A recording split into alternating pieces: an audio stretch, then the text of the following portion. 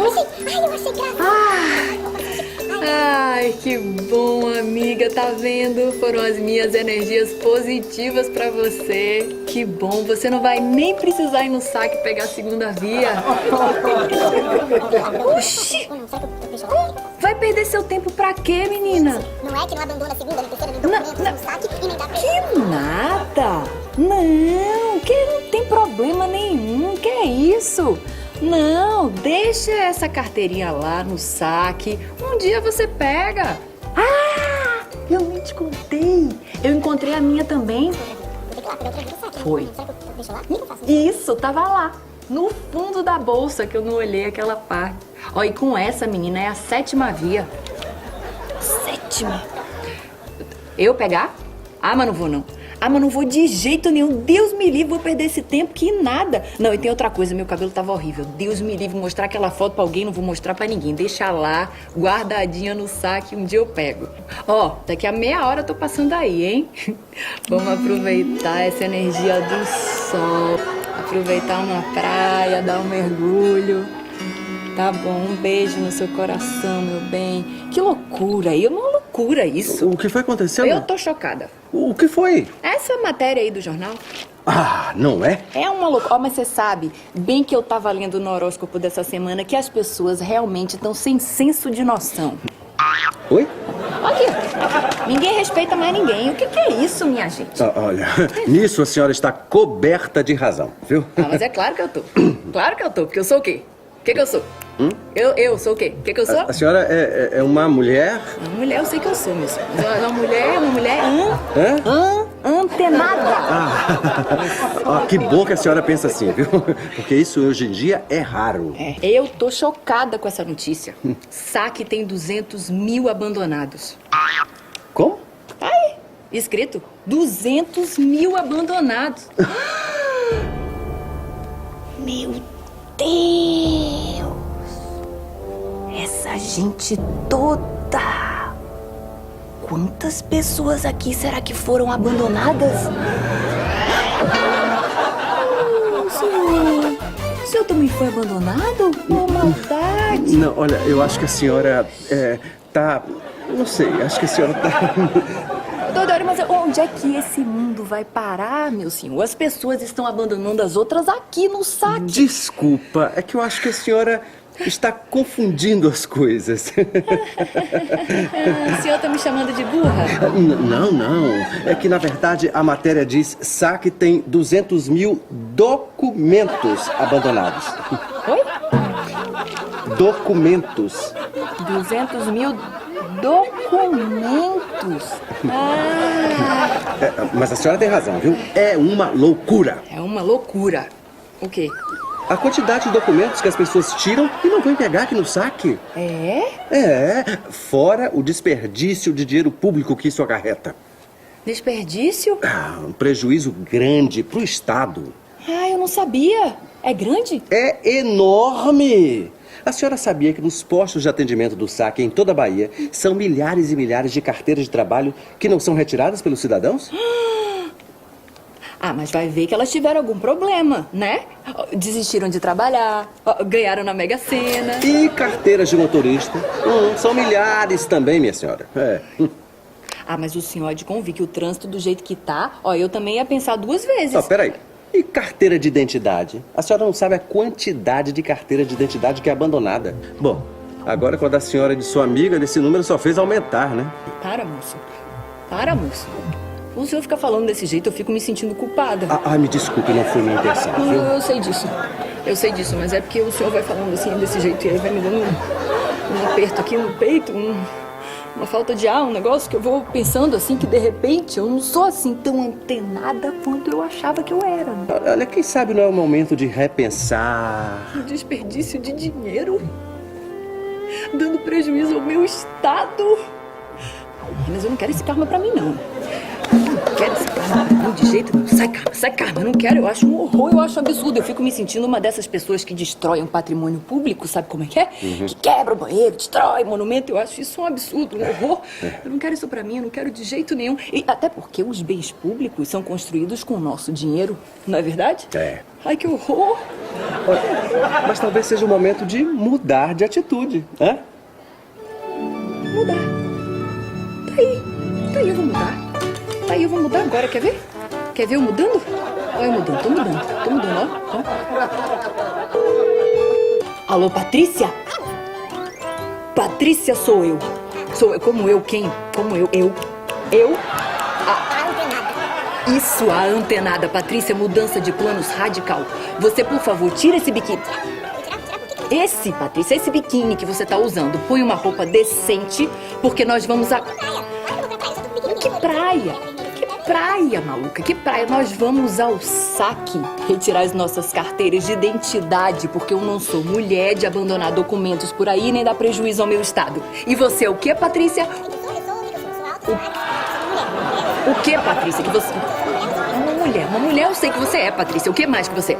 É uma cidadã consciente, não é? Que não abandona documentos no saque e nem dá prejuízo aos bens públicos, não é isso, Patrícia? Isso. Pode descer que eu tô pronta, passando aí. Ai, que alívio. Ai, me deu uma paz.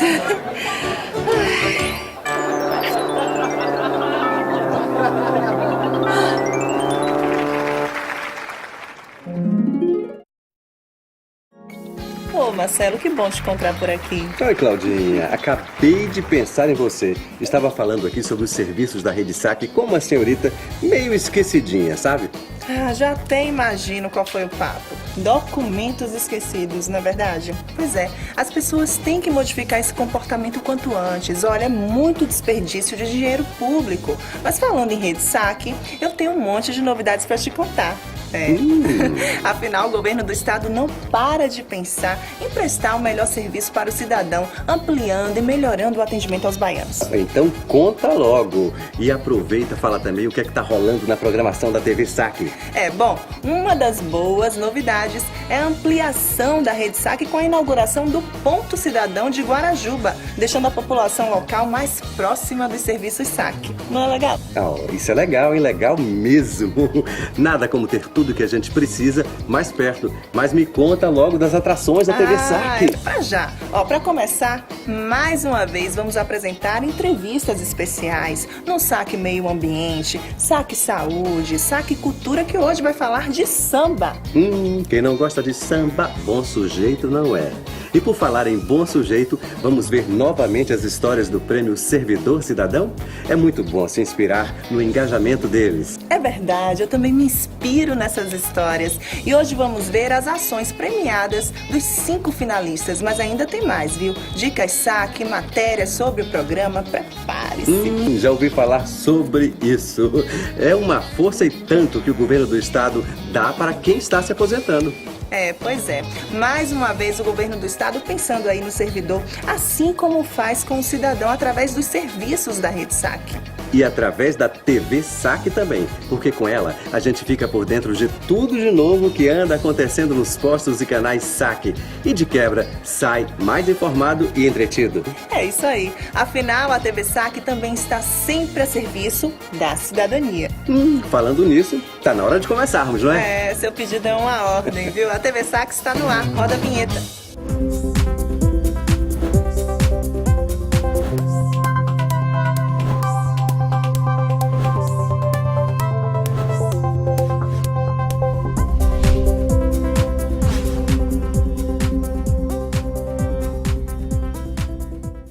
Claudinha, sabe o que eu mais admiro no trabalho da Rede Saque? Eles estão sempre pensando em novos caminhos para nos atender e orientar melhor. A gente vê que a evolução é constante. Exatamente, é por isso que a Rede Saque não para de ampliar. Agora mesmo, sabe onde chegou? Na região da Estrada do Coco. Andei sabendo disso. Não é o novo Ponto Cidadão de Guarajuba? É isso mesmo, olha, vamos ver como está funcionando tudo por lá? Roda aí. O Serviço de Atendimento ao Cidadão, SAC, não para de crescer. Cada vez mais está ampliando sua rede para atender melhor ao cidadão. Para facilitar a vida dos moradores da linha verde, foi criado o Ponto Cidadão Guarajuba. Com capacidade para 4.000 atendimentos por mês, o Ponto Cidadão Guarajuba é mais uma opção de acesso à documentação básica para mais de 150.000 pessoas do município de Camaçari e demais localidades situadas ao longo da costa norte. Eu achei que foi bom, foi rápido, não peguei muita fila, não tive que sair de madrugada de casa. Então, achei ótimo esse saque aqui em Guarajuba, facilitou muito a vida da gente. O Ponto Cidadão é uma versão compacta do SAC e oferece serviços para documentos como carteira de identidade, cadastro de pessoa física, CPF, antecedentes criminais, carteira de trabalho, além do Sistema de Intermediação Nacional de Emprego, o SINE, e o cadastramento de funcionários aposentados do Estado, o CEPREV. Aqui está ótimo, um ponto bom, próximo à região, um ponto que nós não tínhamos, né? O SAC é uma iniciativa pioneira do governo da Bahia que revolucionou o conceito de prestação de serviços públicos. As unidades SAC reúnem no mesmo espaço físico diversos órgãos e entidades da esfera federal, estadual e municipal, além de instituições privadas. Os serviços são oferecidos em um ambiente agradável, climatizado, com espaço para espera e horário de atendimento ampliado, com o objetivo de proporcionar ao cidadão redução de tempo e economia na realização do serviço por meio de um atendimento ágil e qualificado. Com a chegada do ponto aqui na nossa comunidade, favoreceu bastante não só a comunidade de Monte Gordo, quanto os povoados vizinhos, abrangendo outros municípios, Mato São João, Entre Rios, e até mesmo pessoas da cidade, da sede, que vêm à procura do serviço aqui na Orla. A rede SAC é composta por 32 postos fixos, 15 na capital e 17 no interior do estado, 15 pontos cidadão e 3 unidades móveis. Nos postos estão em plena operação 29 instituições, prestando aproximadamente 665 serviços diferentes. E este pioneirismo, focado em resultados, torna o SAC um dos mais admirados modelos de atendimento ao cidadão do Brasil. Está sendo muito gratificante, até porque antigamente era só o Camaçari, Lauro de Freitas ou até mesmo Salvador. E hoje não, está estando perto, está na orla. Então acho que está todo mundo gostando do trabalho. Nós estamos fazendo um trabalho muito, muito gratificante. Um exemplo é o serviço de hora marcada, que melhora o fluxo de atendimento e facilita a vida do cidadão nos postos da capital, localizados nos shoppings Salvador, Paralela e Liberdade, na região metropolitana de Salvador, no posto SAC Lauro de Freitas, e interior, no posto SAC Feira Centro 2. Ao longo dos anos, o SAC se consolidou e conquistou a confiança do cidadão baiano, tornando-se referência em atendimento à população e transformando a imagem do serviço público do Estado. Que beleza! Além dos benefícios para a população local, agora a gente vai poder ficar despreocupado para resolver alguma pendência de documento, até quando estiver de temporada naquela região, que eu adoro, diga-se de passagem. Eu também adoro, viu? Olha, praia, sol, diversão com os amigos, tem coisa melhor? Um sambinha, só para completar a folga, não tem coisa melhor mesmo.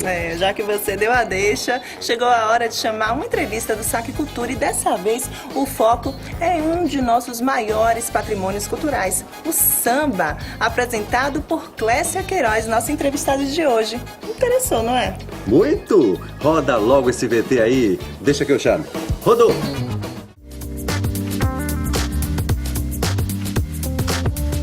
Olá, é hora de cultura na TV SAC. E hoje vamos falar de um ritmo que é a nossa cara, já que apesar de ter origem africana, ganhou régua e compasso no recôncavo baiano. O samba de roda. Olha só. O samba teria surgido por inspiração sobretudo de um ritmo africano, o semba, formado a partir de referências dos mais diversos ritmos tribais daquele continente. Trazido de lá para cá e com diversas contribuições adquiridas nos redutos negros de todo o Brasil, o ritmo se ramificou, criando-se, entre outros, o samba de roda. Tocado por um conjunto de pandeiro, atabaque, berimbau, viola e chocalho, e acompanhado principalmente por cantos e palmas, esse ritmo tem suas bases históricas expressivas na região do recôncavo baiano, e se configura numa mistura de dança, música, poesia e festa. E é sobre essa expressão fundamental da nossa cultura popular que ficaremos sabendo um pouco mais a partir de agora. E para falar sobre samba de roda com a gente, trouxemos a cantora e dançarina Clécia Queiroz. Seja bem-vinda, querida. Obrigada, Tatiana. Um prazer estar aqui com vocês no TV Saque. Para começar, qual a origem desse ritmo? Qual a origem do samba de roda? Então, na realidade, falar de samba, a origem do samba de roda é um pouco difícil porque a gente não tem exatamente os registros verdadeiros. Ah, ele começou aqui ou acolá. A palavra samba ela é de origem banto e, portanto, é de origem africana, né? E, assim, a gente encontra no Congo, em Angola, essas expressões e tem vários significados, mas uma delas é orar, rezar. E outras, os povos Chokwe de Congo e de Angola, samba é verbo, significa brincar, cabriolar e divertir-se como cabrito. Aí eu sempre digo que essa diversão no nosso samba de roda, ela começa pela cabeça, pelos ombros, vai descendo pela cintura, vai pelas pernas e quando a gente vê já está requebrando como um cabrito, né? Se é que cabrito pode dançar. Mas assim, desde o começo do século XVII, XVIII, já se via algumas das coisas que existem no samba, tipo a umbigada. Já se fala dos batuques e que os negros faziam uma tal de um remeleixo que tinha a umbigada. Agora a expressão mesmo samba, ela vai aparecer em 1838 com um crítico que ele vai falar sobre o samba, que tinha gente preso na cadeia e que não se ouvia um barulho que era samba. Então essa expressão, mas a gente sabe que o samba vem muito do trabalho. Os negros, talvez para lembrar uma memória de um tempo feliz de sua vida, eles utilizavam aquelas brincadeiras com o corpo, e cantavam enquanto trabalhavam, um brincava de cá, um canta de lá, e tinha uma pergunta, uma resposta, e aí começa a aparecer essa coisa que é o samba de roda. Bom, e chegando aqui, né? Quem foi que trouxe o samba de roda para a Bahia e como ele foi se transformando até se moldar no que a gente escuta hoje? Então, o samba ele nasce no recôncavo baiano, né? E assim, incluindo Salvador, né? Toda a área do recôncavo baiano, dentro dos canaviais. E na realidade, esse samba vai migrar para o Rio de Janeiro, lá para a pequena África do Rio de Janeiro, e com a tia Seata, né, as tias, né, que levaram samba para lá, que no quintal de sua casa acontecia o samba, o choro. O samba estava lá realmente no fundo, né, o choro mais para frente. E assim, dessas festas vai se moldar o samba urbano que vai virar, né, nessa grande coisa que é o nosso samba que a gente conhece, e que o samba de roda, a partir daí, então, o samba de roda tem até um retrocesso, que ele existia, mas ao se cair na mídia, se cair no rádio, o samba e como a forma como ele foi se moldando urbanisticamente, termina que o samba de roda passou a ser uma coisa que a gente só via e só vê mais no recôncavo e que, graças a Deus, está voltando. Bom, quais as características, né, musicais do samba de roda? O que é peculiar dessa subdivisão do samba? Então, a característica primeira é a roda. Né, que isso é diferente, por exemplo, de você fazer, vamos fazer um samba aqui, um samba no quintal. Não, o samba de roda, como já se diz, tá lá, a roda é importante. É preciso dizer que tem essa palavra samba de roda, na verdade, ela abriga uma série de diversos sambas, diversos tipos de samba. Né? Então, assim, samba amarrado, samba de viola, samba corrido. Então, quer dizer, cada lugarzinho do recôncavo, ele tem uma forma de tocar e de cantar o samba.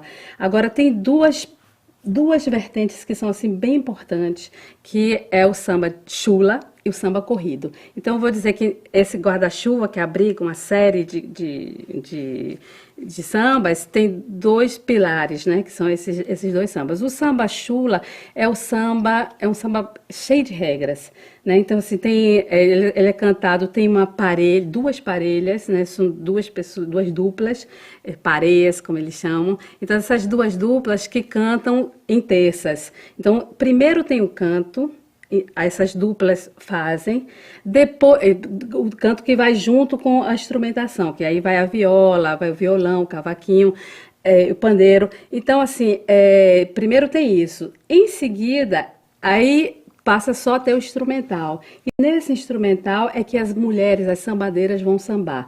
E sambam uma a uma. Não pode dançar todo mundo ao mesmo tempo. Normalmente quando você faz o samba chula, depois tem o corrido. E o corrido é o contrário. O corrido já é mais ligeiro, como a própria palavra fala, né? É mais ligeiro e todo mundo pode dançar. As sambadeiras vão todas para a roda. E isso é uma coisa bem particular, porque o que é mais comum da gente ver e que é o chamado samba de roda é esse samba mais corridinho, versos curtos, pergunta e resposta, ao passo que a chula tem sempre esse canto que é super respeitado. Enquanto se canta, não se toca. Desculpa, enquanto se canta, não se dança, se espera. E depois, quando vai a sambadeira, vai também uma a uma. Então, é um samba de escuta, né? E aí, nesse samba chula, é muito particular uma viola que se chama viola machete, que é uma viola de origem portuguesa e que é muito presente nesse samba, estava desaparecendo. E quando a Unesco faz a proposta, né, para o registro do samba de roda, aí vai se ter um plano para se salvaguardar o samba e uma das coisas é as oficinas de viola machete para se recuperar esse samba que já estava quase morrendo. A gente falou da característica musical e agora a gente vai falar sobre a dança. Mas me dá só um minutinho, porque agora é hora de mais uma dica saque. No saque digital, o cidadão pode buscar informação de várias formas. Pelo portal do saque, acessando o site www.saque.ba.gov.br, pelo saque mobile, usando o celular como canal de comunicação entre governo e população.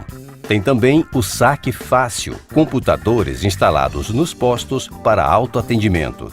E como não podia faltar, o call center, que funciona gratuitamente de qualquer telefone fixo através do número 0800 071 5353 ou pelo 4020 5353 para celulares, que possui um custo de uma ligação local de celular. E voltando à nossa entrevista sobre samba de roda, eu vou lhe perguntar, e a dança? Quais as características peculiares do dançar o samba de roda? Então, é preciso dizer uma coisa que eu acho linda assim no samba de roda, que o samba de roda, ele não é só música, não é só dança, ele é tudo, né? Ele é música, ele é dança, ele é festa, né? Então, assim, é visual, né? Então, a dança é um componente super importante no samba, né? E o nosso samba é miudinho, né? Então, assim, o chão quase, os pés quase que deslizam no chão. Isso é uma coisa linda e que o encanto está nas cadeiras também, né? Então, se você tem um balançar de cadeiras, ao mesmo tempo um jogo de pé que você não entende direito, porque o samba, ele é binário, musicalmente falando, ele é binário, mas a dança é um ternário. É uma coisa meio louca. É 1, 2, 3, 1, 2, 3, enquanto que a música é 1, 2. Então, assim, isso é uma coisa muito graciosa, como as mulheres fazem, né? E normalmente, assim, por exemplo, no samba chula, ou mesmo, principalmente o samba chula, são só mulheres que dançam. Mas mesmo no corrido, é muito mais particular que as mulheres dancem, né? E os homens também ficam meio ali de fora, mas também quando ele dança lindamente. Tem lugares que não se permite mesmo que o homem dance. Mas assim, quando ele dança com a graça. Eu acho ainda mais encantador do que as mulheres. Então, isso, a característica mesmo é esse sambinha miúdo e com balançar uma graça nos ombros e os olhos também, que vai tudo junto. Na sua formação musical e na sua carreira de cantora, qual a importância do samba de roda? O samba de roda, minha carreira, eu acho que é tudo. Na verdade, eu sou formada em dança, né? E assim, o samba acontece para mim através do corpo. Através da dança, assim, desde quando menina, quando fui aprender com o mestre King, depois passando pela universidade nas disciplinas que eu tinha lá, e depois ele entra na minha vida a partir desde o meu primeiro trabalho, assim, com música. Ele não entra no meu primeiro CD, mas ele entrou no segundo, assim, com muita força. Na verdade, eu fiz um CD todo basicamente dedicado ao samba de um dos maiores compositores de samba de roda, que é o Roque Ferreira. Fiz um CD todo com canções dele, incluindo uma faixa bônus com sambas corridos. E o samba, eu acho que a gente tem uma riqueza enorme que é um grande patrimônio, que é realmente o samba é a base de toda a musicalidade brasileira. E assim, as formas de tocar, especialmente a forma de tocar o samba chula, é uma forma muito difícil, complicada de tocar. Não é todo violonista que pode fazer isso, não é mesmo. Inclusive, assim, até os próprios violonistas que vieram trabalhar comigo, grandes violonistas, mas que tinham dificuldade. Nossa, se não tivesse o pandeiro junto, não ia junto, era muito complicado de fazer.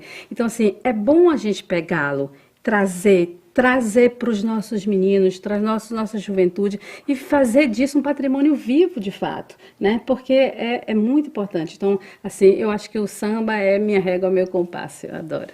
Bom, para quem quer saber mais sobre o samba, fala pra gente quem são os maiores expoentes desse tipo de samba e também os hinos mais emblemáticos que a gente pode conhecer sobre o samba de roda. Então, eu acho que, assim, se você quiser conhecer o samba de roda verdadeiramente, tem que ir no Recôncavo. Acho que tem que ir. Tem que ver Dona Dalva fazendo o samba Suerdique lá em Cachoeira. Você tem que ouvir e ver o samba Chula de São Brás, os Filhos da Pitangueira em São Francisco do Conde. Então, visitar Santa Mara, visitar Cachoeira, São Francisco do Conde, isso é uma coisa básica, assim, para você conhecer de fato o samba de roda. Agora, tem pessoas incríveis, por exemplo, o Roberto Mendes é um grande rei, assim, de tocar o samba chula. Ele faz isso com maestria e canta, porque é muito difícil, se é difícil tocar e cantar é pior ainda. Então, assim, ele faz isso, assim, faz muito bem, né? E, assim, tem o Raimundo Sodré, que eu acho que é o precursor, é a primeira pessoa que traz, né, com a massa, aquela coisa dos festivais, ele traz o samba de roda. Depois tem Caetano Veloso, que traz também Maria Bethânia, que cantou muito o samba de roda, quando nem se sonhava, ela já estava cantando Marinheiro Só e outros sambas. Assim, então, tem essas pessoas todas que eu acho que são importantes. Tem Juliana Ribeiro, tem Mariane de Castro, são pessoas que também trabalham. Tem uma série de grupos, Chita Fina, tem Cláudia Costa, tem uma série de jovens que já estão fazendo o samba de roda. Isso é muito bom. A gente tem que trazer nosso samba de roda porque é uma preciosidade. Bom, e o samba de roda teria um hino? Teria uma música emblemática, um título emblemático que você poderia dizer pra gente? Eu acho que Marinheiro Só é bastante, né? Eu acho que todo mundo cantava, né? Também tem aquela outra... Torna a repetir, meu amor, ai, ai, ai. Tem essa daí também. Tem uma que eu acho que é bastante bacana também. Beira-mar, beira-mar, beira-mar, beira-mar. Ou seja, eu acho que são três bem... Bom, o samba de roda, ele foi considerado patrimônio imaterial da humanidade. Qual a importância disso para as futuras gerações? Nossa, isso é importantíssimo, porque assim, uma vez que é considerado patrimônio, também se abre todo um apoio governamental para se salvaguardar o patrimônio, né? Então, no caso do samba, foi super importante porque trouxe uma verba, uma organização. Em primeiro lugar, se formou uma associação que era obrigatório para que ele pudesse ser eleito como patrimônio. Então, se formou uma associação primeiro no Recôncavo, estendido, né, para o resto da Bahia, e isso daí fomentou, assim, houve um fomento em termos de shows, de CDs, então, assim, uma série de grupos apareceram, oficinas para se aprender a viola machete, oficinas para se aprender samba, escolas. Então, assim, já existe, no Recôncavo existem várias escolas que preparam jovens para isso, assim, para se manter essa tradição que é linda, que é, como eu falei, ela é múltipla, ela não é apenas dança, não é apenas música, mas é dança, é música, é festa, é poesia, literatura, enfim, é tudo, né? Então, assim, isso é uma forma, inclusive, do negro, uma forma das manifestações do negro, é essa forma que é um todo, é como o candomblé, que é cheiro, é indumentária, é tudo. Então, isso é uma tradição afro-brasileira que a gente não pode perder. Então, assim, é importante conhecer o samba lá no local e conhecer, também fazer com que os nossos jovens e que nossos cantores contemporâneos também usem isso como uma base. Querida, obrigada pela entrevista. Obrigada a você. E agora, fiquem com a programação da TV SAC. Marcele, eu já estava gostando da programação, agora que vai começar a ficar melhor. Fala logo, o que é que vem em seguida, então? É uma matéria que sempre está presente na TV SAC para mostrar um prêmio fundamental para a valorização do servidor público. O Prêmio Servidor Cidadão. Claro, este prêmio já é consagrado e a cada ano a gente renova nossa inspiração com tantas iniciativas bacanas vindas de servidores que querem fazer mais pelo próximo. É lindo isso. É lindo mesmo, viu? E é uma bela postura do governo do estado reconhecer o valor desses servidores cidadãos através do prêmio. É um esforço para que os exemplos se multipliquem e influenciem também todo o corpo do serviço público, tornando-o mais consciente do seu papel na sociedade. Vamos ver os 5 finalistas de 2013? Só se for agora. Rodolfo. Solidariedade. Uma prática transformadora realizada por voluntários capazes de orientar suas comunidades para o crescimento, porque entendem a importância da inclusão social. Eles sabem que podem construir um mundo com mais igualdade e fazem isso ajudando o próximo a superar desafios e dificuldades. Pouco a pouco, contagiam a todos com sua generosidade, fazendo as pessoas acreditarem em seus próprios sonhos.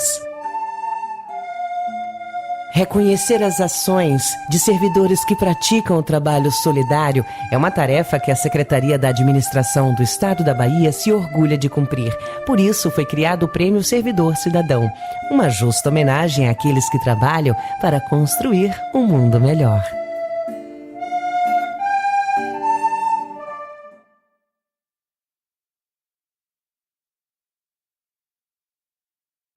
No município de Valente, os jovens do projeto Faça Mais Bonito estão aprendendo que a educação é o melhor caminho para um desenvolvimento sem fronteiras. Nosso objetivo principal não é só que as crianças e os adolescentes tenham aulas de várias linguagens artísticas, mas que eles aprendam a ser cidadãos de verdade.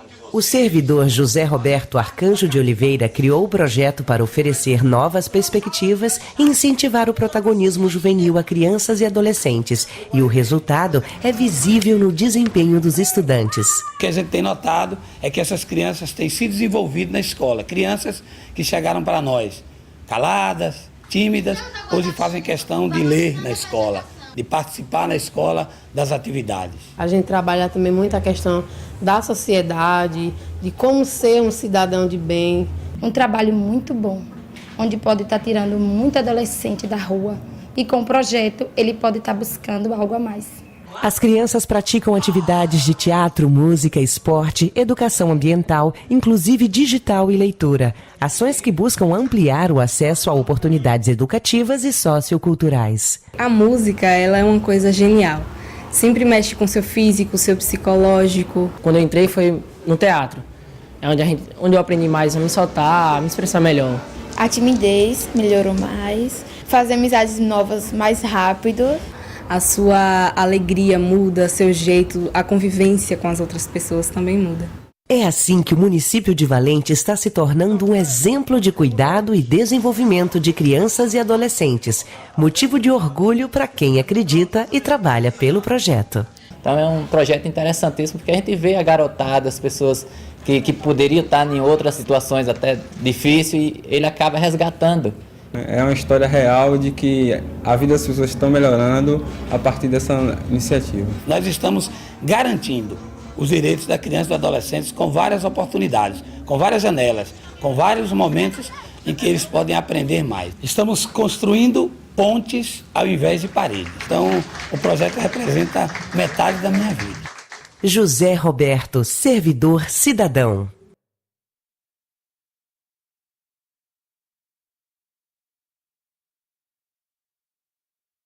Desenvolvimento se conquista com liberdade, com oportunidade. Oportunizar espaço para que a pessoa surda expresse sua cultura, expresse suas necessidades. Cidadania. Não é preciso ouvir o som desta palavra para sentir sua força. E a servidora Márcia Regina Bento de Araújo é uma prova viva disso. Ela criou e lidera o projeto Surdo é Cidadão. O projeto ele abrange pessoas surdas, desde tenra idade até a vida adulta. Ele é para desenvolver palestras, sarau, expressão de arte, momentos de leitura, contação de história, não só a expressão da língua brasileira de sinais, mas a expressão de sua identidade surda. Eu nasci surda. Eu tive muitos problemas de comunicação com o mundo ouvinte, porque o mundo ouvinte tem muito preconceito.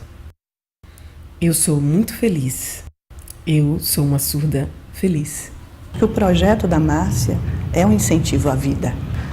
Trabalhar com os surdos, né? Que são tão, assim, discriminados, né? Pela população. Realmente é uma ação que é necessária, né? Na nossa cidade.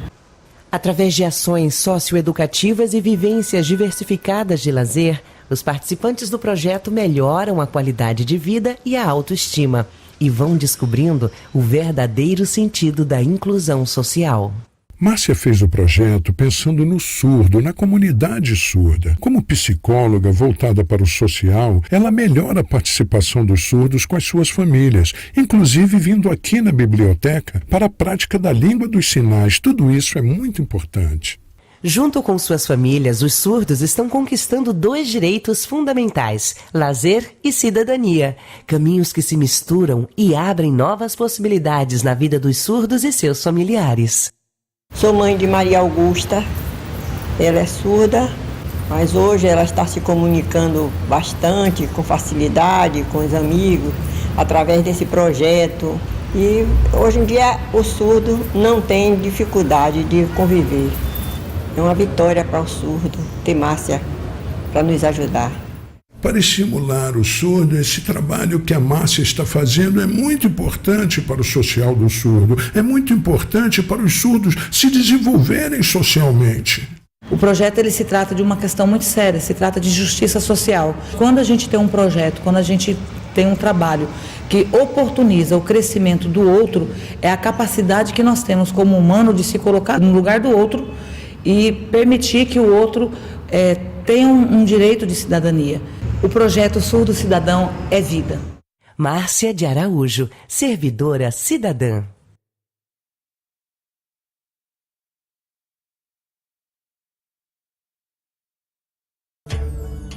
Cabula, bairro de Salvador.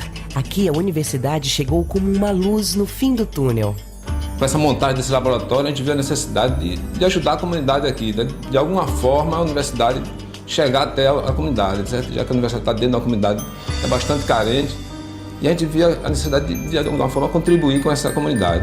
A contribuição chegou pelas mãos do professor Evangivaldo Almeida Lima, servidor responsável pelo projeto de cursos de qualificação para a formação de eletricistas e instaladores de baixa tensão.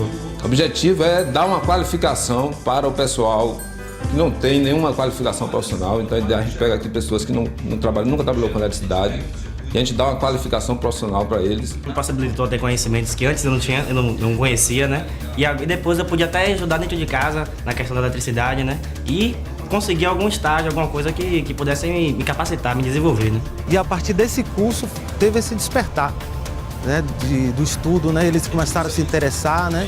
E desenvolver, buscar conhecimentos, né? O curso foi ótimo. No começo eu senti um pouco de dificuldade, mas depois fui me adaptando.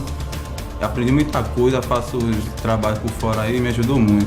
O aluno, geralmente, ele não diz assim, estou fazendo um cursinho de eletricidade qualquer, não. Eu estou fazendo um curso na UNEB, entendeu? Que curso é esse? De eletricidade é mesmo lá, entendeu? E aí a gente já sai aqui com... Eu sou aluno da UNEB.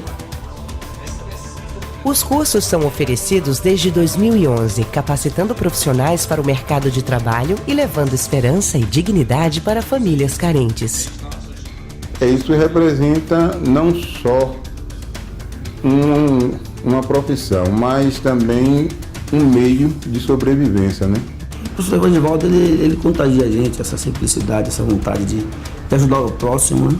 E ajudar as pessoas a encontrar um caminho melhor de suas existências, né? Eu sou bom professor, o professor tem paciência de ensinar, e ele é um professor que tem paciência, dá tudo mastigadinho, você não aprende quem não quer, né?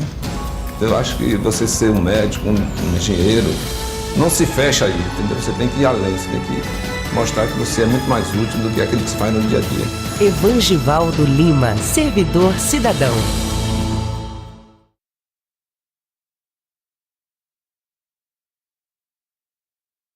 Iraquara, essa terra de belas paisagens, não é feita somente de rochas e cachoeiras. Aqui brotou a semente do conhecimento. Eu acredito imensamente no poder da leitura. Eu queria incentivar meus alunos a lerem, mas nós não tínhamos livros. Então, isso aqui existe por conta disso. Através do projeto de leitura e arte Maria Torres, a servidora Suzana Durães Viana multiplica cultura e arte aos jovens na vila de Iraporanga. Eu trago eles para a leitura através desse trabalho. Uso todas as outras coisas do artesanato, das outras oficinas, nossas brincadeiras, tudo como isca para a biblioteca. Ela tem um tipo de pensamento meu, que acredito que a leitura que é o carro-chefe de todo desenvolvimento de qualquer ser humano. É um projeto que é mesmo voltado para a necessidade da nossa comunidade. É solidariedade, é persistência. Para formar isso aí, falar uma única palavra vai ser o quê? Inclusão. Ela está incluindo nossos alunos, meus filhos, no mundo dela, da leitura, do artesanato. E todos sabem que o mundo sem leitores é um mundo sem cultura. O projeto foi idealizado para despertar nos alunos o prazer da leitura e o conhecimento da nossa rica literatura brasileira. É muito bom, você tem vontade de fazer mais, de ler mais livros. Lá é ótimo. Eu estou descobrindo praticamente um mundo de fantasia, de culturas, muitas coisas. Antes a gente ficava assim, brincando na rua. Aí agora a gente vem pro curso. Eu aprendi a fazer bordado, pintura, fuxico e fazer artesanato. Hoje eu estou aprendendo a ler devagar, me expressar melhor. Ela que me ajudou a descobrir o mundo da leitura. Os alunos gostam muito, participam muito. As mães também, a gente faz algumas oficinas, às vezes convida ela faz com as mães, né? Ou é muito bom porque todo mundo acaba aprendendo alguma coisa diferente.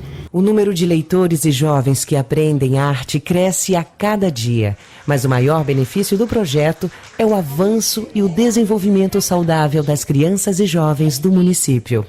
O que isso significa na vida das crianças hoje e o que vai significar amanhã? Leitura e arte é a formação do indivíduo. Não só a formação na questão intelectual, mas também a formação moral. Eu acho que é um trabalho muito bonito. Tem que ter muito boa vontade para fazer. Eu fico feliz de ver o alcance que este projeto está tendo na vida dos jovens e das crianças da minha comunidade. Eu acho que esse projeto aqui, nesse lugar tão pequenininho, ele tem a capacidade de ampliar os horizontes dessas crianças. Suzana Viana, servidora cidadã.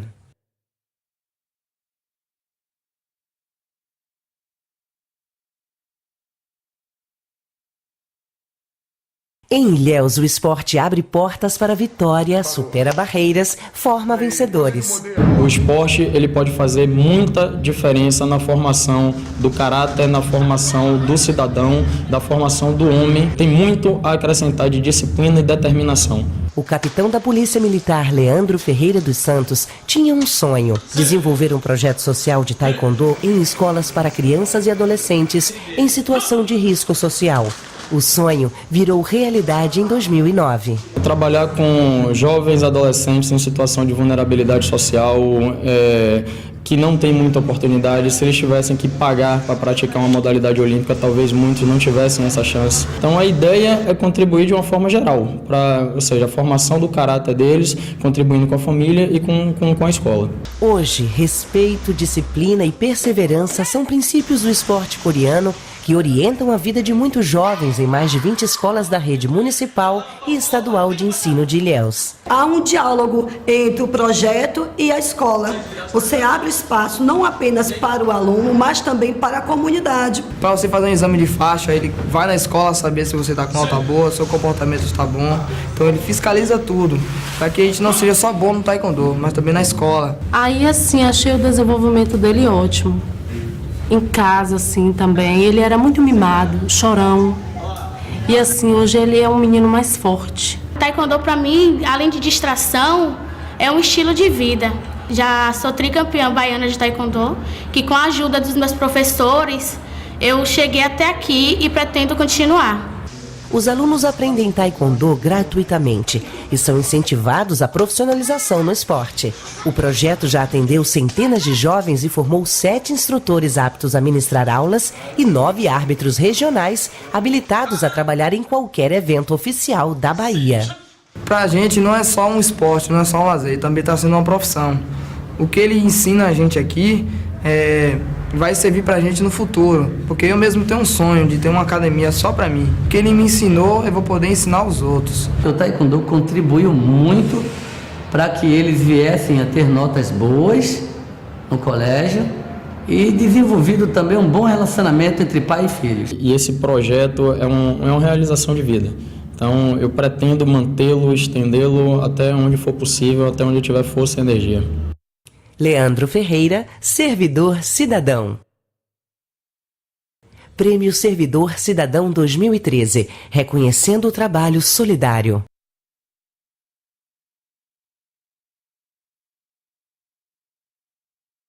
Ai, viu? Só vendo as histórias do Prêmio Servidor Cidadão para superar o estresse que eu tive hoje vindo pra cá. Mas o que foi que houve?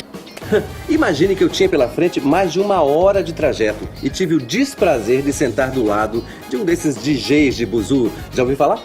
Já ouvi bem, viu? E sei o que você deve ter passado. Olha, já não basta todo o barulho que o trânsito já produz, né? Ainda aparecem essas pessoas que não respeitam o próximo e escutam o seu som nas alturas. Não, e chega no fim do dia, nossa cabeça está embaralhada. É por isso que a qualidade de vida deve ser melhor nas pequenas cidades, com muito mais pássaros do que buzinas. É verdade, viu? A poluição sonora é um problema comum das grandes cidades que pode causar aí diversos males à nossa saúde. E a gente vai ficar sabendo um pouco mais sobre isso agora. E mais uma entrevista do Saque Meio Ambiente. Vamos lá.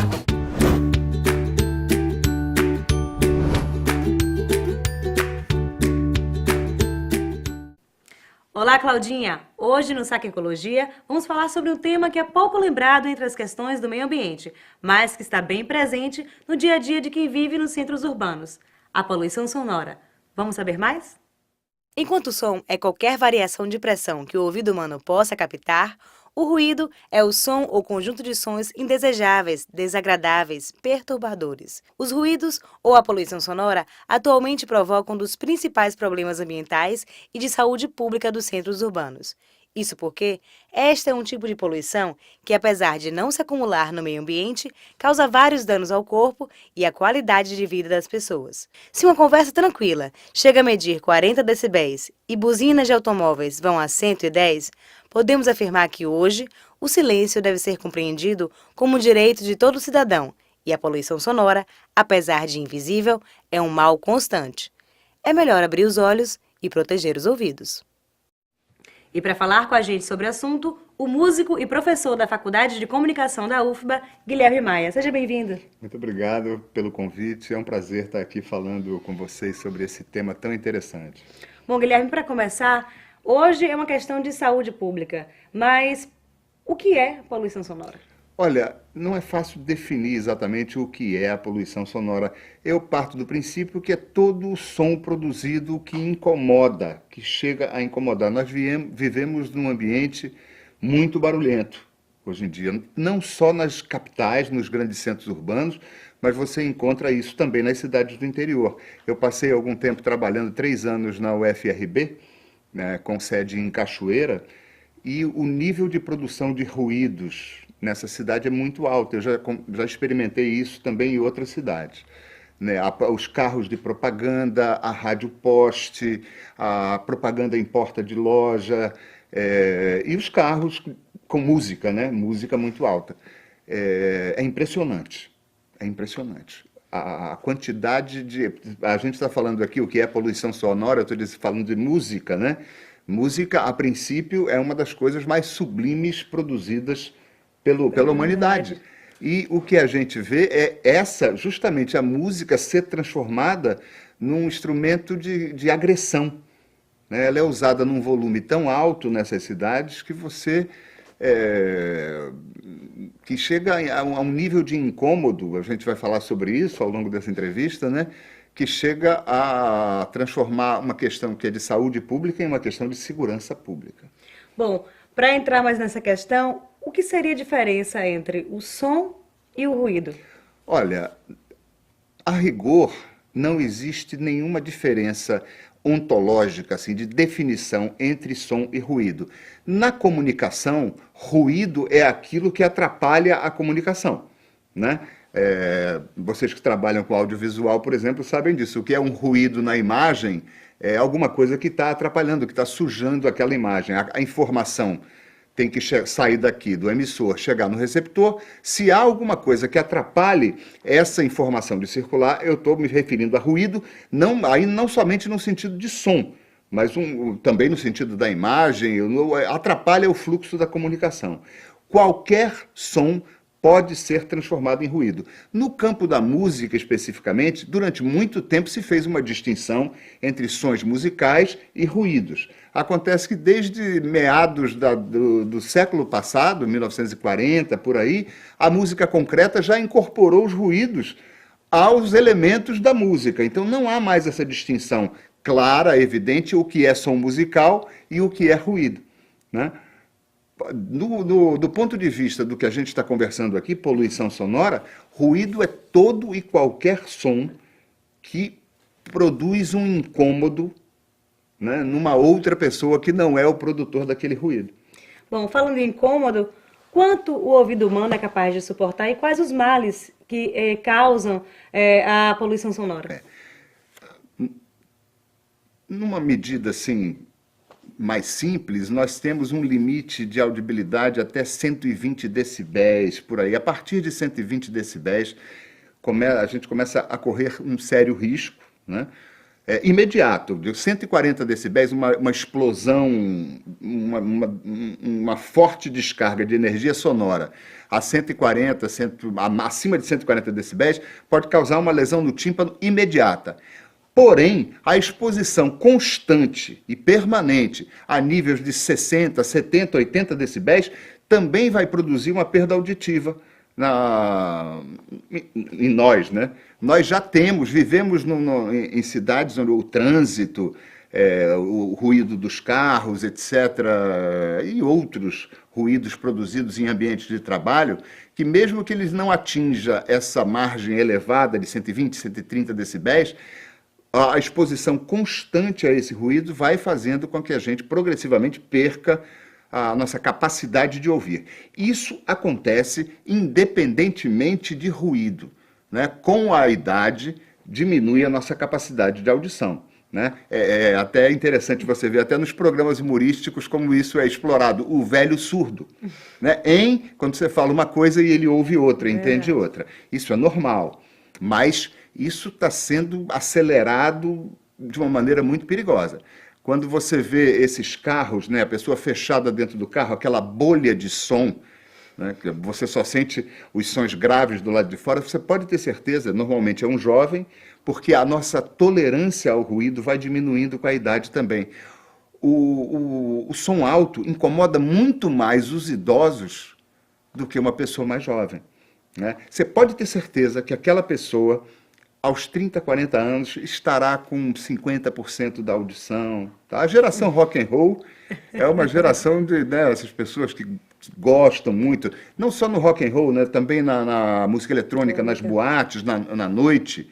Né? Isso vai perder. Está perdendo, vai perder a audição. Guilherme, a minha próxima pergunta é sobre as profissões que expõem o trabalhador a um alto nível de ruído. Mas só um instantinho, porque agora é hora de mais uma dica saque. Para tirar a primeira carteira de habilitação, o cidadão deve levar os originais e cópias dos seguintes documentos: carteira de identidade, CPF e comprovante de residência ou domicílio. E para a carteira de habilitação definitiva, são necessários os originais e cópias do comprovante de residência ou domicílio, a carteira de identidade ou a permissão para dirigir. Para renovar a carteira de habilitação, o cidadão deverá levar os originais e cópias do documento de identificação, o CPF, no caso da CNH sem foto, o comprovante de residência ou domicílio e a carteira nacional de habilitação. Já os portadores de necessidades auditivas e especiais deverão levar os originais e cópias do documento de identificação, o CPF, o comprovante de residência ou domicílio e o laudo médico com a avaliação específica.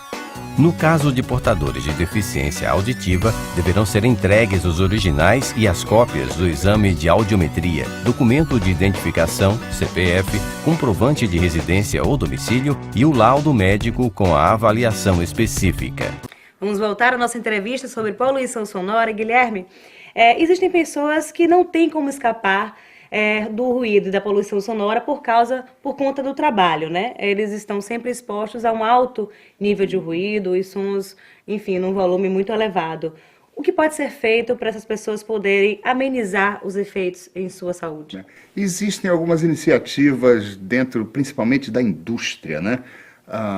Os ambientes, os galpões de trabalho industrial com muitas máquinas, etc., geram uma ruidagem muito alta. Eu fiz uma visita há muitos anos atrás à Siderúrgica Nacional e fiquei impressionado com o nível de ruído que era produzido lá naquele ambiente de trabalho. Existem os protetores auriculares, né? Todos deveriam usar isso para se proteger. E existem também algumas técnicas de inversão de fase. Você pega o ruído daquele ambiente, grava e joga de volta no ambiente com a fase invertida para atenuar, né? Porque não cabe explicar isso aqui agora pelo lado da física, né? Mas é mais 1 menos 1 igual a 0. Então eu pego aquele ruído, inverto a fase dele e jogo ele de volta no ambiente e isso faz com uma atenuação. Mas é atenuação. É muito difícil um controle eficaz de ruído, inclusive porque se o trabalhador que trabalha num ambiente como esse, ele precisa das informações do ambiente para a sua própria segurança. Ele precisa ouvir o mundo, ele não pode trabalhar sem ouvir aquilo, que é perigoso para ele, né? Então é muito difícil esse tipo de controle. Eu fico pensando às vezes, por exemplo, num motorista de trio elétrico. Né, o nível de exposição num volume tão alto e durante um tempo tão prolongado. Certamente ele vai ter uma perda auditiva, além de muitas outras coisas que o ruído alto, o som muito alto, produz vários distúrbios orgânicos. Bom, e é do comportamento social mesmo que eu vou falar agora. A gente tem vivenciado os famosos DJs de buzu, né? Que são aquelas pessoas que não respeitam o seu vizinho no transporte público com o som em alto volume, né? Qual a parcela de participação que a sociedade precisa ter para que essa convivência possa ser mais harmônica? A princípio, respeitar a lei. É proibido, está fixado no ônibus. Eu, como eu disse, eu passei um bom tempo trabalhando em Cachoeira e muitas vezes eu ia para lá de ônibus. E quase invariavelmente tinha alguém escutando música, às vezes até no próprio celular, e não é num volume alto. O problema é que é bacana a gente escutar música na hora que nós queremos ouvir música. Quando você não quer fazer uma viagem daqui até Cachoeira, ouvindo de repente um gênero que não é um gênero que lhe agrada muito, ou que simplesmente porque você quer ler alguma coisa na viagem, ou quer dormir, e aquela pessoa que está ouvindo música não permite que isso aconteça, né? O que é que acontece de um modo geral? A maioria das pessoas que... Eu estou falando de um caso específico meu, né, nessas viagens intermunicipais. Elas não reclamam. Né? Você acaba sendo o chato, o que levanta e reclama. Normalmente, o que eu fazia? Me levanto, vou até a pessoa e muito delicadamente explico a situação, digo que eu estou querendo dormir, que eu estou precisando ler, se ele pode abaixar um pouco. E, curiosamente, na maioria das vezes isso funcionou. Para mim, né? Eu nunca cheguei, só em uma vez eu ameacei parar o ônibus e ir para a polícia, porque não era um celular. Ele entrou com um aparelho de som grande e sapecou no volume. Né? Eu acho que está lá, fixado na frente do ônibus, que é proibido usar rádio, esse tipo de coisa. O motorista não toma nenhuma providência, ninguém toma nenhuma providência, e se você estiver incomodado, ou você abstrai e tenta não... Né? Eu acho que isso tenta não, sei lá, tenta o quê? Eu não consigo tentar nada, eu só fico cada vez mais aborrecido. Mas eu acho que isso né, nós não demos esse passo ainda no processo civilizatório de entender que a lei é para todos, né? Ela tem que ser cumprida. Não pode usar rádio em ônibus. A pessoa entra com rádio, liga, e o motorista não faz nada, que é o responsável por manter a ordem naquele lugar, para que a lei seja cumprida. Complicado, viu? Bom, Guilherme, para terminar, a gente falou sobre o ruído, sobre poluição sonora, sobre incômodo. Vamos falar agora sobre o silêncio. Quais os benefícios que o silêncio pode nos trazer? O silêncio é de ouro, né? Já se diz por aí. Eu gosto de fazer uma experiência em sala de aula. Normalmente as salas têm ar-condicionado e tal. E, de repente, eu desligo os dois aparelhos de ar-condicionado e a sala inteira fala... o alívio, é uma sensação de alívio enorme quando cessa o ruído e você tem um ambiente mais silencioso. Nós precisamos, desesperadamente, pode ser uma palavra muito forte, mas nós precisamos muito de silêncio, inclusive porque só no silêncio a gente tem contato conosco mesmo, com o nosso interior, com o nosso pensamento, com as nossas emoções. Você exposto a um nível constante, muito alto de ruído, veja como é difícil pensar, como é difícil raciocinar, como é difícil... A gente precisa parar. O silêncio é tão importante quanto o sono, né, para você reciclar suas baterias. Pense no seguinte... o som chega, a pressão sonora chega ao nosso tímpano, né? O tímpano vibra, ele vai ser amplificado ou atenuado no ouvido médio e no ouvido interno ele vai ser transformado em impulso elétrico que chega ao nosso cérebro. Ou seja, se eu estou exposto a um nível de ruído constante, esse sistema não para de trabalhar, hora nenhuma. Então o tempo todo está chegando informação via energia elétrica no nosso cérebro. E você mesmo quando a gente está... Por exemplo, tem um ruído em determinado ambiente, você entra num ambiente, tem um aparelho de ar-condicionado, volto a ele. Você abstrai. Chega um tempo que o que é ruído de fundo, né, você parece que você não está mais ouvindo. Mas o que está acontecendo? O cérebro está fazendo um esforço monumental para cancelar, para não prestar atenção nisso, para prestar atenção nas informações importantes do ambiente. Ele está trabalhando. Você não descansa. Sem silêncio, sem descanso, sem repouso, sem recarregamento das baterias, né? O silêncio é fundamental para a nossa vida. Eu adoro o silêncio, me faz um bem enorme. Eu acho que deve fazer a todas as pessoas. Então fica aí a dica, vamos praticar o silêncio. Guilherme, obrigado pela entrevista. Obrigado pelo convite, adorei. E você, continue com a programação da TV SAC. Claudinha, eu acho que a fase mais complicada da nossa vida é a terceira idade. Bom, eu ainda não cheguei lá, mas acho que deve ser. Olha, talvez, viu? Leve por um lado, pois já compreendemos mais a vida, mas por outro, é uma fase, né, bem delicada. Além das questões de saúde, também tem o fato de como vamos encarar a hora de pendurar as chuteiras, como dizem. É verdade, viu? A aposentadoria é sempre um processo complicado. Pode ser. Mas existem aí maneiras de chegar nesta fase mais preparado para viver bem. E na matéria que veremos a seguir, vamos mostrar o programa Prepare-se. Uma iniciativa do governo, através da Secretaria de Administração do Estado, que auxilia o servidor para garantir uma aposentadoria mais segura e produtiva. Interessante, hein, Cláudia? Um apoio como esse faz toda a diferença. Vamos conhecer um pouquinho mais sobre o programa Prepare-se agora. Roda BT. Aposentadoria. Para muitos, reconhecimento de uma longa jornada de dedicação e trabalho e o momento de se fazer as coisas que se gosta. Para outros, uma fase de incertezas e medo da ociosidade. Para apoiar o servidor que está perto de se aposentar, a Secretaria de Administração do Estado da Bahia, a SAEB, promove o programa Prepare-se, que orienta desde a organização de documentos, abertura de processos e dicas sobre o que fazer quando não estiver mais em atividade no serviço público. Prepare-se é o programa de preparação do servidor público para a aposentadoria. Ele é um programa inédito, lançado no governo da Bahia em 2008 e visa exatamente acolher o servidor, tirar todas as dúvidas que ele tem nesta fase de transição na vida funcional. O objetivo do Prepare-se é debater assuntos importantes para os futuros aposentados, que ajudem no planejamento desta nova fase. É uma importância muito grande, porque a nossa vida ela se desenvolve em fases, em etapas, né?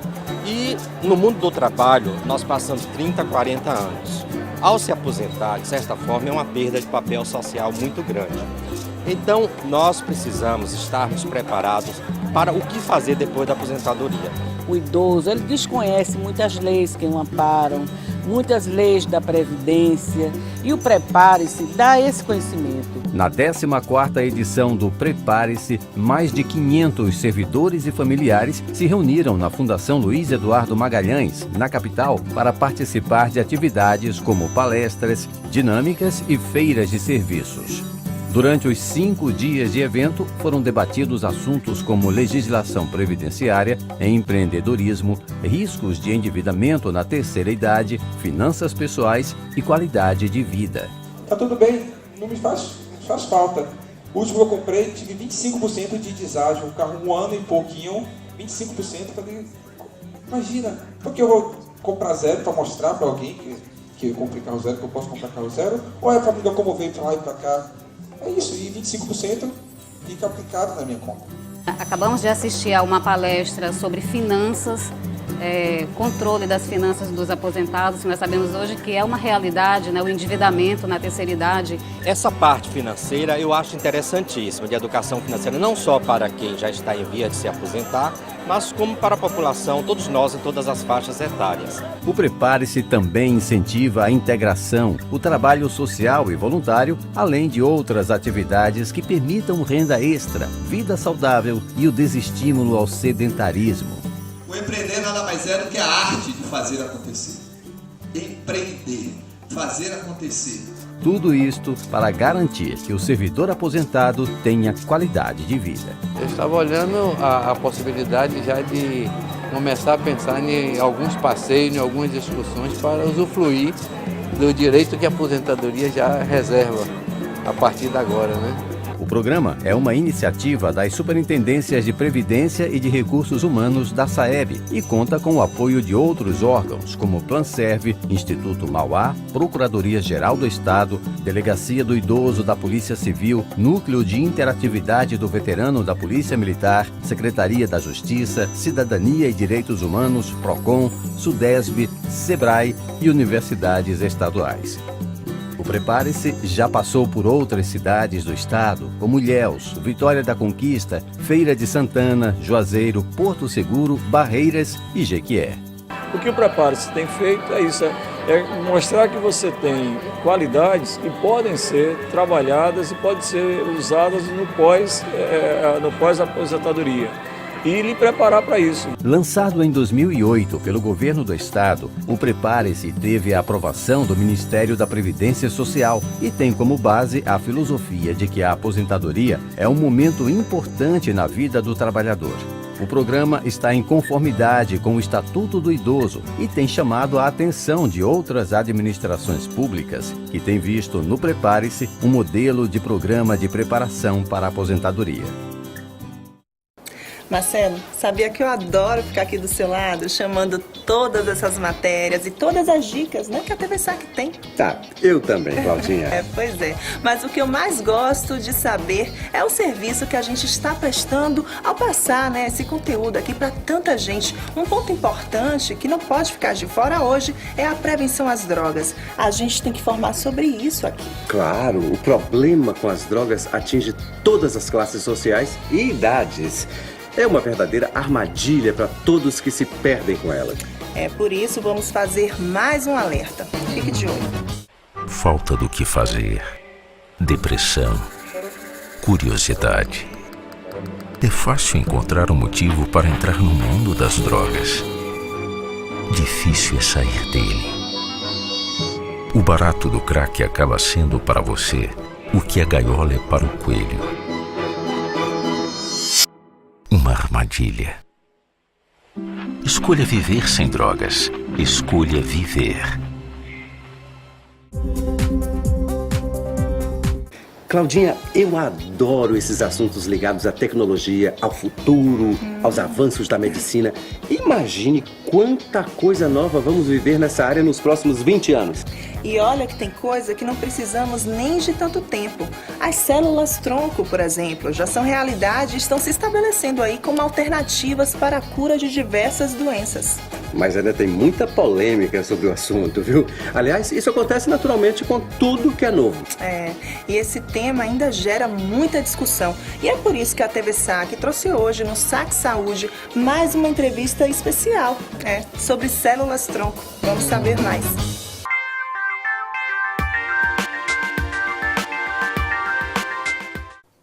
Olá, mais uma vez é hora de saúde na TV SAC. Hoje vamos falar de células tronco. Muita polêmica e mitos giram em torno desse assunto que com certeza não sairá da pauta médica e científica nas próximas décadas. Vamos saber mais? As células tronco são células indiferenciadas, ou seja, células não especializadas que podem ser definidas por duas propriedades fundamentais: a autorrenovação e o potencial de diferenciação. A autorrenovação é a capacidade que elas têm de proliferar, gerando células idênticas à original. Já o potencial de diferenciação é a capacidade que elas têm de, quando em condições favoráveis, gerar células especializadas e de diferentes tecidos. O principal objetivo das pesquisas com células-tronco é usá-las para recuperar tecidos danificados em situações como doenças cardiovasculares, neurodegenerativas, doenças hematológicas, entre outras. Uma grande polêmica gira em torno deste tema. Igreja e ciência travam discussões sobre o limite entre os benefícios dessa descoberta e a autonomia da medicina sobre a vida humana. A gente fica sabendo um pouco mais sobre tudo que envolve essa questão a partir de agora. Para falar do assunto, trouxemos o Dr. Ricardo Ribeiro, médico infectologista e coordenador do Centro de Biotecnologia e Terapia Celular do Hospital São Rafael. Seja bem-vindo. Muito obrigado. Para iniciar, o que são as células-tronco?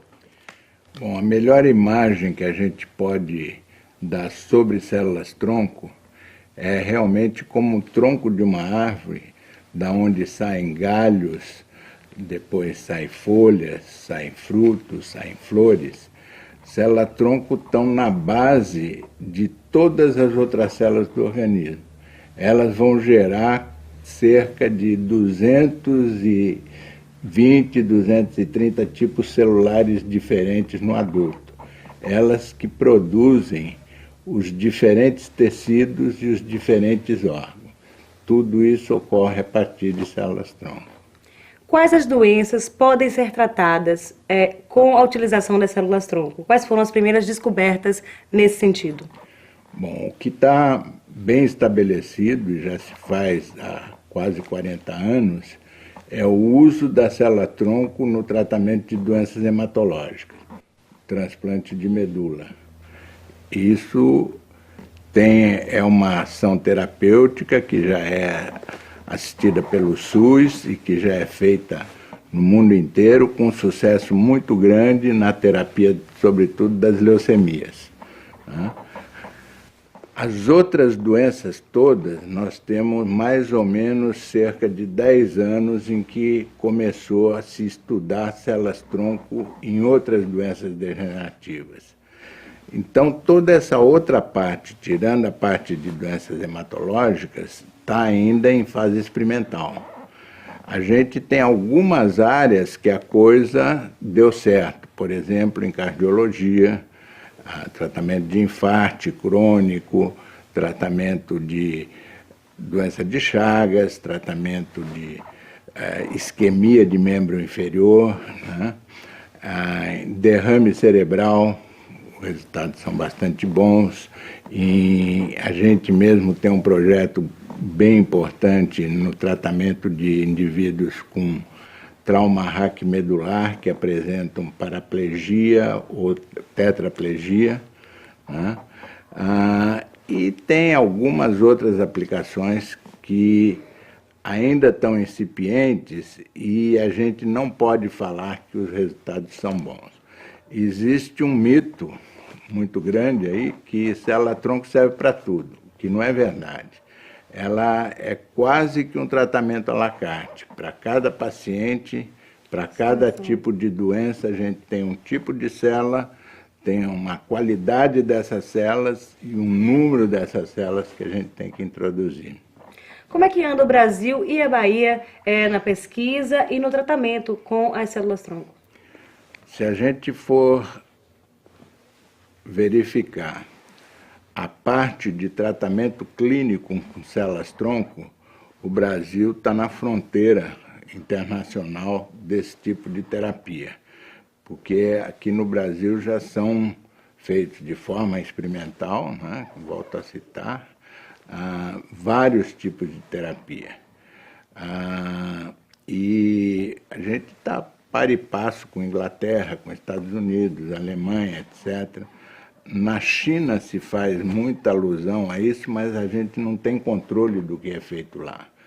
Então, a nossa opinião é que a gente está em condições de igualdade com o resto do mundo, tanto na pesquisa experimental, como sobretudo com a parte de pesquisa clínica. E a Bahia é pioneira no Brasil. O centro que a gente coordena aqui no Hospital São Rafael é um centro que está já em funcionamento, é o único creditado pela Anvisa para produzir células-tronco para paciente, né? E é o centro mais importante nessa configuração para terapia celular da América Latina.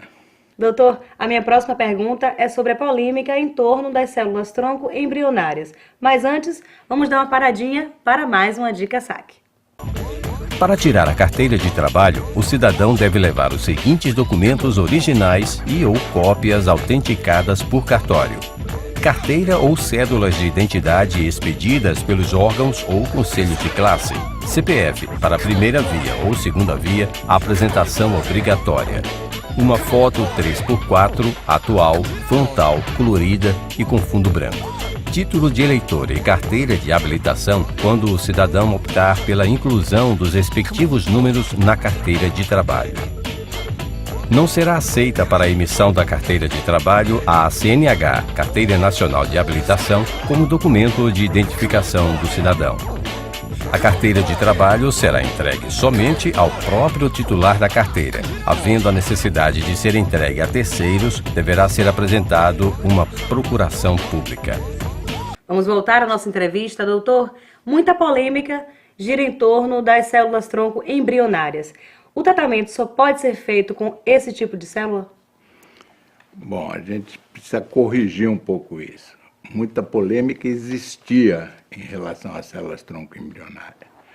Hoje, células-tronco embrionárias são quase que históricas. Elas se definem muito mais para pesquisa básica, para a gente entender mecanismo de tumores, para a gente entender envelhecimento, do que em relação à terapia.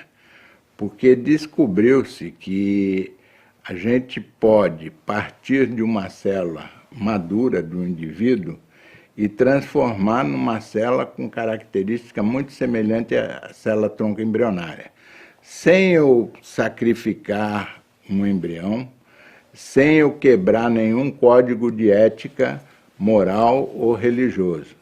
Então, célula-tronco embrionária hoje não é mais polêmica, porque as chamadas células-tronco induzida, elas substituíram essas células e são a nova perspectiva no futuro, nos próximos 10 anos, para a célula-tronco. Principalmente porque com a célula-tronco induzida a gente usa as células do próprio paciente, que são transformadas em células imaturas, com condições semelhantes às das células-tronco embrionária, com menor condição do que as células-tronco embrionária para formarem tumores e com a mesma eficácia dessas células. E ela sendo do próprio paciente, ao contrário do que acontece com as embrionárias, que na medida que elas se transformam em células maduras, elas são reconhecidas como estranhas e são rejeitadas, as células tronco induzidas são totalmente tolerantes e aceitas para o indivíduo. Então, eu acho que a gente não tem mais que polemizar isso é quase que histórico, e a gente está investindo, e acho que o mundo inteiro, em cima das chamadas células tronco induzidas. Como anda a legislação em torno das células tronco em geral, né? Em que ponto nós já estamos? A legislação sobre células tronco no Brasil é uma das mais avançadas no mundo, né? A única coisa que está liberada para terapia na prática médica é o uso de células tronco para tratamento de doença hematológica. Todo o resto encontra-se em fase experimental. Então, qualquer protocolo clínico que eu quiser fazer usando células tronco, ele tem que ser submetido a uma comissão nacional de ética em pesquisa. Primeiro eu mando para o comitê de ética local do hospital e esse comitê encaminha para o Comitê Nacional de Ética em Pesquisa, que vai avaliar toda a parte ética da sua aplicação e do seu processo. Isso, o que está atrapalhando um pouco, isso é um processo um pouco demorado. Às vezes leva um ano para você saber se você vai poder usar aquele protocolo ou não. Mas, por outro lado, a gente tem um controle muito grande, porque nessa área existe muita coisa mal feita, muita coisa que é dita que tem efeito e não tem nenhum controle, não tem nenhuma situação em que você possa provar que aquilo realmente é eficaz. Eu acho que a legislação nossa previne muito essa parte de charlatanismo que é grande em células tronco. Doutor, para terminar, podemos sonhar com a cura de mais doenças a partir do uso das células tronco?